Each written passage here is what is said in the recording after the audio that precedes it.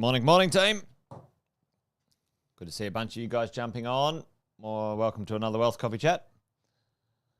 Hope you're all well wherever you are. Wonderful Wednesday, middle of the week on the home stretch, folks. There you go. Hopefully your coffee's good. Let's get this show on the road this morning. So, while everything's warming up, I always do the little intros and quick shout-outs. Brendan, Chris, Alison, Graham, Kevin. Hey, good to see you. Back from Lakeland in Florida. Kevin, Ingrid, Margaret. Fantastic to see you guys. Anyone who's new, if you didn't see it already, Jason Witten's my name. Just popped up there a second ago. Adrian, good morning, mate. Each morning we get together, have a little Wealth Coffee Chat about property investing. Crazy cats like you and me who are into the world of creating some sort of financial well-being for our future. And we're using real estate using real estate for some of our financial well-being in the future.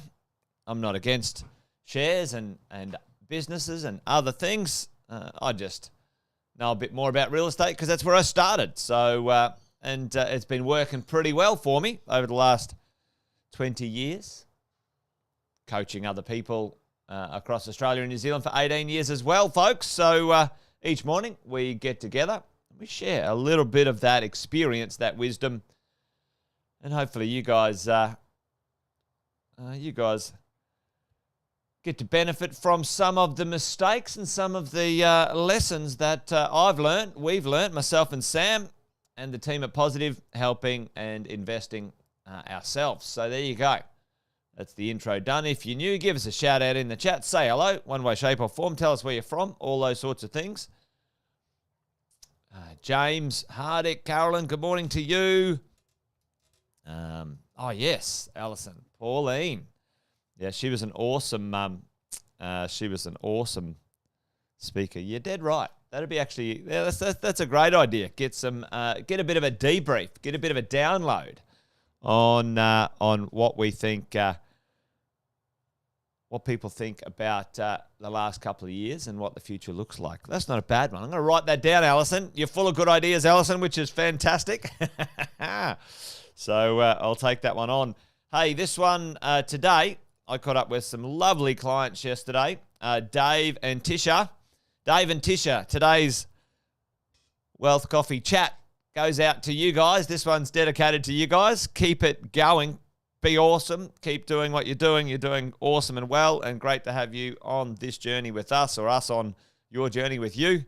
Away we go. This one's for Dave. He's probably doing a workout right now. He said, hey, I listen to Wealth Coffee Chats at the end of my day on my iPod at the gym. So Dave, keep the cardio going, mate, or keep pumping those weights. And this one's for you, mate. All right, folks. Well, today I want to talk about what's going on out there. You know, maybe zoom back out a little bit and have a little look at maybe a bit of bigger picture when it comes to conversations. I'm starting to see, I don't know about you guys, starting to see a few of these conversations, popping up here and there about, busts in the marketplace, all that sort of stuff. And you guys know my position on this, but I think it's a bunch of bullshit. Anyone who's carrying on like that is talking about one-dimensional reactions, which is if interest rates go up, house prices go down. Rubbish. Complete and absolute rubbish. It's rubbish. Dead right. Brendan, it's rubbish. And there are so many more things. There are so many more moving parts that can influence the real estate market. You guys know this. We talk about these all the time.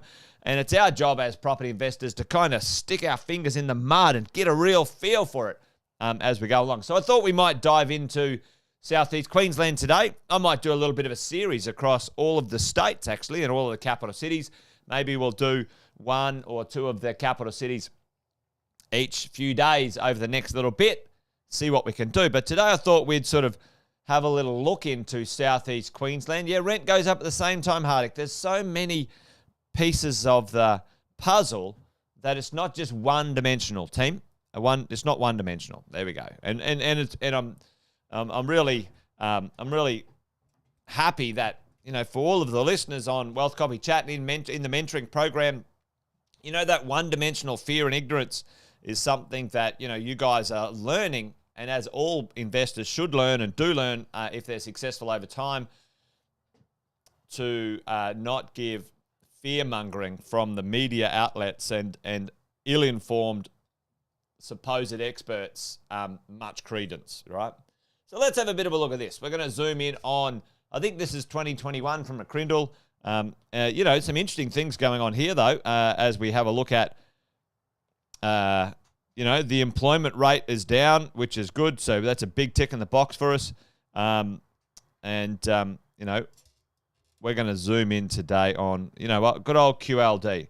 But if we have a look here, Brisbane, the third largest city in the country, and South East Queensland, if you added in the Gold Coast, if you added in the Sunshine Coast, it's a pretty significant area, this South East Queensland area, kind of in that sort of section there. And even if you went down to sort of Tweed and stuff like that, it's pretty well connected now when it comes to the country.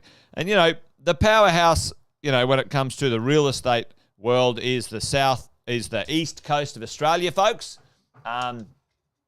Unemployment. It's interesting, Hardik, this immigration thing where we've got a lot of skilled people to come into the country. It'll be interesting to see what happens there, and that's the kind of the wild card. It's the wild card that's coming. So we'll have a bit of a chat about that one for sure. But we're going to dive into Brizzy today, and why I think Brisbane certainly has an amazing decade ahead of it. And there's many other cities have got plenty of power in the pocket as well. But let's have a little dive into Brizzy, and let's have a look at some info and some data and what's going on. Now, real estate. What's for sale? In general, team, if you have a look around the country right now, even though and this is where you put some of this data in perspective, team. I saw some information about, listings are up. Real estate listings are up. So there's more stock on the market, than there was, a little while ago. Let's have a look at this. Listings are up since February. Oh, everyone's trying to sell. Everyone's trying to get out of the market, blah, blah, blah, blah, whatever. And that's true. In this moment in time, from February to March, listings are up like 32% or something, right?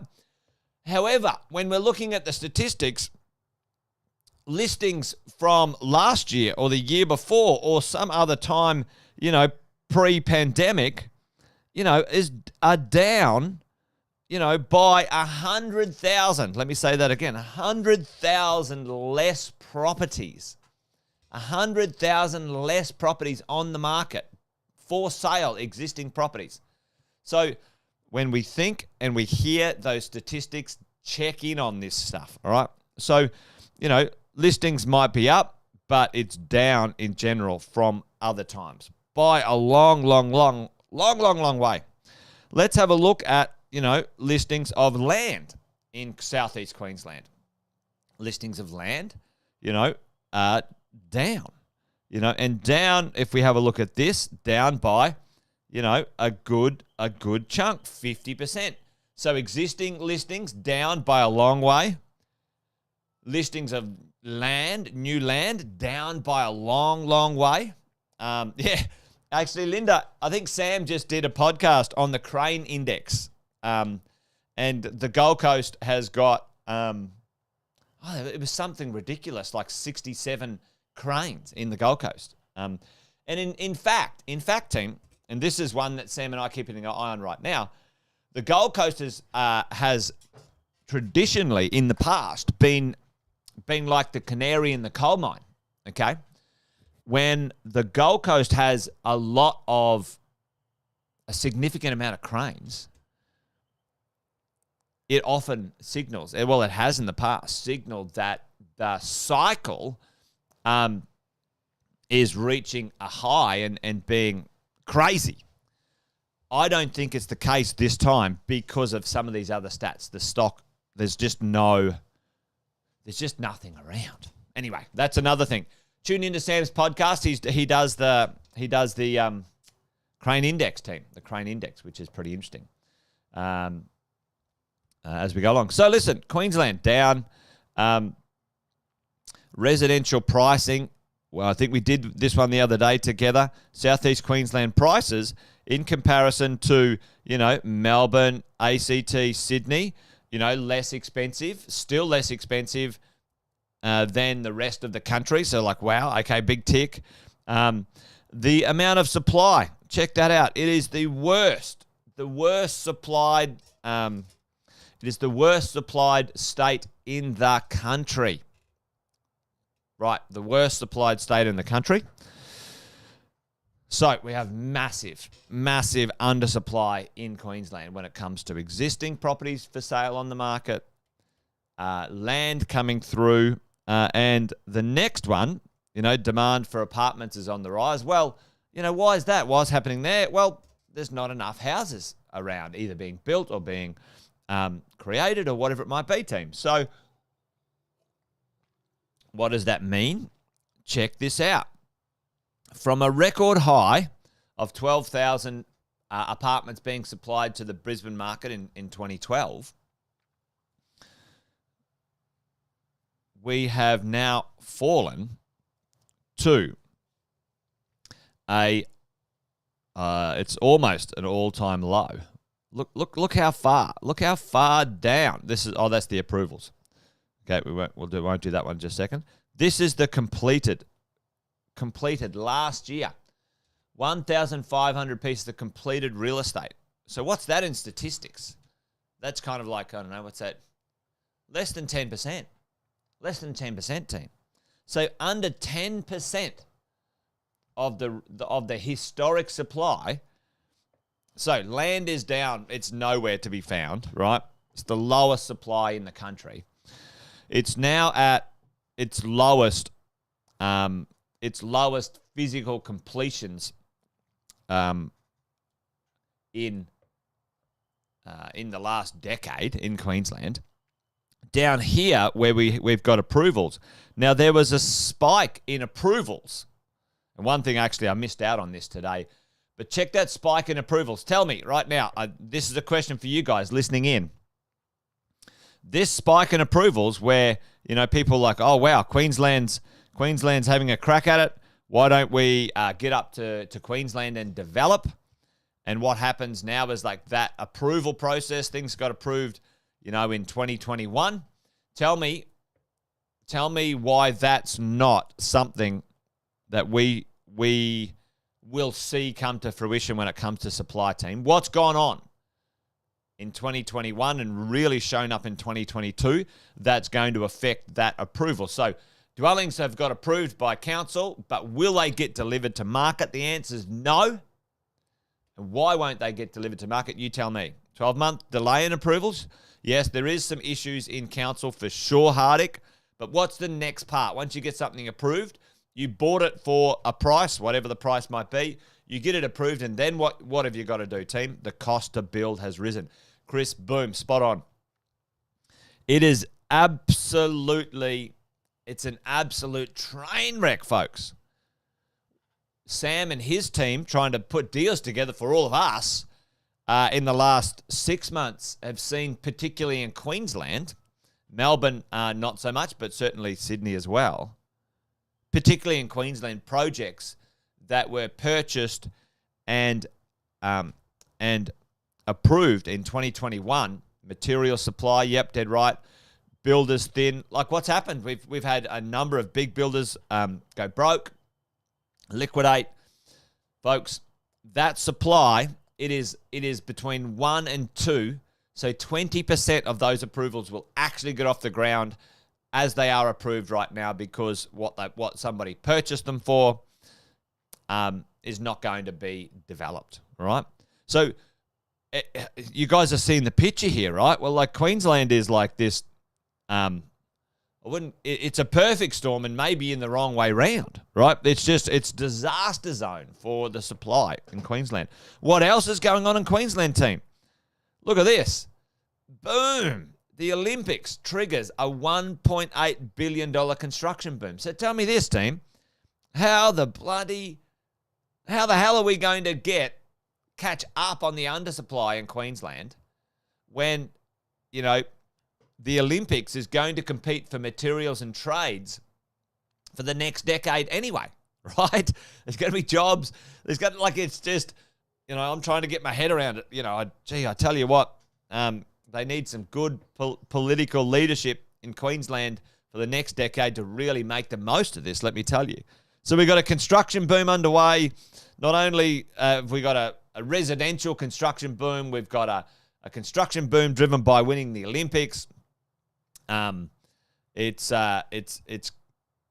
just crazy. And it doesn't stop there, folks. That's not all. Look, the affordability, the median house price value, if you look at this, is $200,000 cheaper than Melbourne. And when we look over here, when we look at over in Sydney, it's 50%, pretty well 50% cheaper median house price in Brisbane. So of the East Coast, there's more economic activity, sunshine, more freedom, whatever. There's some psychology behind the scenes because of lockdowns. It's 50% cheaper in both apartments and houses, median house price. We've got construction booms. We've got no supply. And check this out. South East Queensland and Brisbane, or regional Queensland, getting the lion's share of internal migration. So internal migration, most people are moving. We're off to Queensland. We're off to Queensland, folks. And when they say regional team, most of that is the Gold Coast, GC, and the sunny coast. It's not country Queensland, all right? So that is considered Southeast Queensland. That flows all the way from the Gold Coast to the sunny coast and back, and Brisbane and Toowoomba. There's 30,000 people landing their team, and then the net migration up here, pretty significant, right? So we've got people all over the place. And the old Fin Reviewer has been following my Wealth Coffee chats in the morning, folks. They've eventually got on my bandwagon. I've been saying this for over a year, right? No shit, Dick Tracy. Rents are on track to surge as much as 15% nationwide as vacancy rates plummet to 16-year lows. Yep. Well, I'm glad you guys are listening. Maybe someone will do something about it, but I don't hold your breath, let me tell you. And team, this is breathtaking. The vacancy rates are just insane. Brisbane, under 1%. So let's add this up, team. No supply, no listings, lowest supply in history, lowest approvals delivery in history. Construction costs, blah. Vacancy rate under 1%, 50% cheaper than Sydney median house price, 30% cheaper than Melbourne median house price, and where's the big resistance? The Olympics. It's all exciting. Construction boom, explosion. It's exciting to be in Brisbane, team. That's why I think Brisbane's got a massive decade ahead of it. A massive decade ahead of it, team. And, obviously, you get a piece of the pie. You make sure you pay the right price. You get a good quality piece of real estate. Don't buy some piece of junk, in Nowheresville because it's cheap. All of those sorts of things. All of the strategy and the rationale is there. But Brizzy's got a bunch of good things going for it right now. And if you haven't got yourself a piece of Brisbane, team, well, don't muck around. Don't muck around, because what have we got coming? Hardik was mentioning it before. We have got on the radar, in play already, a significant amount of immigration on its way, team, as we go. So, there we go. So, Brendan, we need more immigration. Totally we do. Listen, Australia's business plan, folks, is by 2050 to have 40 million people. 40 million people. Now, I don't know about you, but probably 10 years ago, I wasn't old enough. I wasn't old enough to see over that horizon. But sitting here a little more mature, I get it. I see it. It's not that far away. There you go. Minus some flooding. Dead right, Alison. The good thing is, the interesting thing is, Alison, the new properties